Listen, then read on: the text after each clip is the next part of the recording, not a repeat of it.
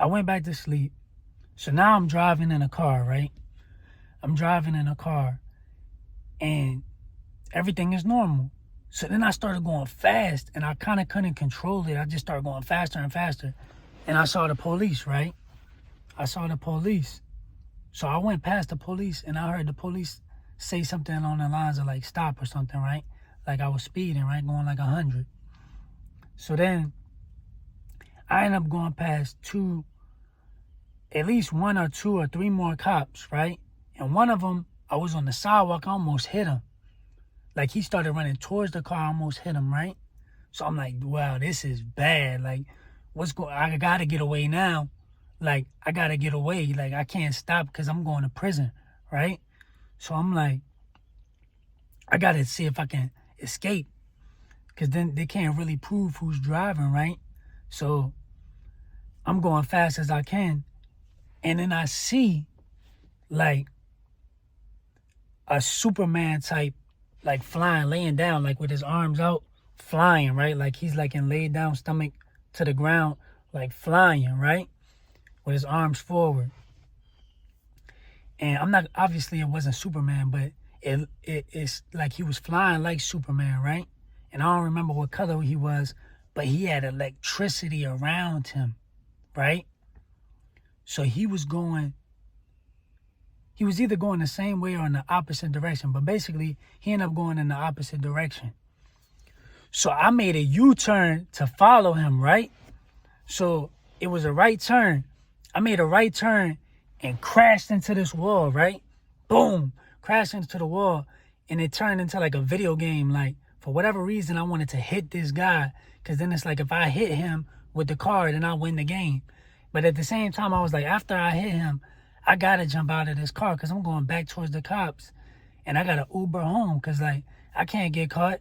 So then I'm driving and I'm avoiding these obstacles, right? Like it was like wooden boxes, right? It seemed like we was like in a harbor or something, right? So like I'm avoiding these wood boxes, right? Like crates. And I end up catching up to him. And like he hid behind this box and I guess I caught up to him. And as soon as I caught up to him, that's when either my eyes opened or I don't know if my eyes opened or I was still in a dream, but I ended up in my room. And my room lays over a vent that either in the summertime, the air conditioner, I could feel it blow. Like I got my bed over the vent and I got my bed away from the wall like this much. So I could lay close to the wall and feel the air, whether it's heat or air conditioner, feel good, right? So I seen a demon come up.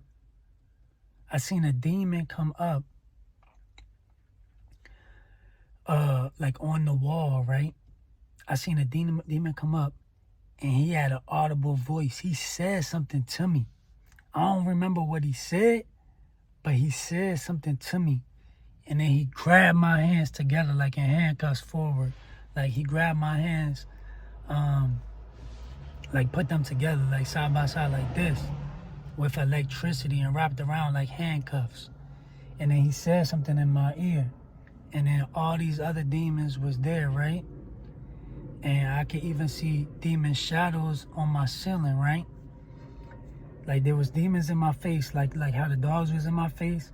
And then the demon that came up from the wall, I guess that was his face over me. And then there was another demon's face over me. And then there was demons like watching like on the ceiling, right? And I don't remember if they was laughing or whatever they was doing, right? And in my mind, I was thinking, dang, like if these guys can do this, if these guys are real, you know God is real. Like this proves God is real. You know what I'm saying? Like if these guys is willing to go this far, if the devil is willing to go this far, you know God is real. So that's all I was thinking because I couldn't talk, right? And then usually I'd be scared, like when stuff like that happened, I'd be scared like in dreams. But this was like in real life. Like they literally attacked me with my eyes open type stuff in my room. So like this was the realest experience of my whole life. Like I do not wish this on nobody. like awake type stuff, and the demons right there, like the shadow people right there, astral projecting, witches and warlocks, demons, whatever it was. And as soon as I stopped thinking all the stuff that I was thinking, like, oh, it's like God gotta be real and stuff like that, like, as soon as my mouth opened, I said, in the name of Jesus, and they flee. They like fizzled away, right? And the last ones to go away was on the ceiling. The other ones kind of went away, kind of moved away, but the ones on the ceiling stayed, and then they moved. Like, I don't remember how they moved away, but then they moved away, right? And then I just turned on my side, and I was thinking, like, people talk about astral projecting, and like, it's cool. Like, the devil tells them to astral project, like witches and warlocks and stuff. And it's like, how could you trust that? Because you could die doing that. How could you have faith in the devil that he won't kill you? Like, how could you believe in the devil so much that you'll go attack somebody? And what time was it? It was 12 a.m. when this happened. And, man, I'm just sharing with y'all my testimony of what happened,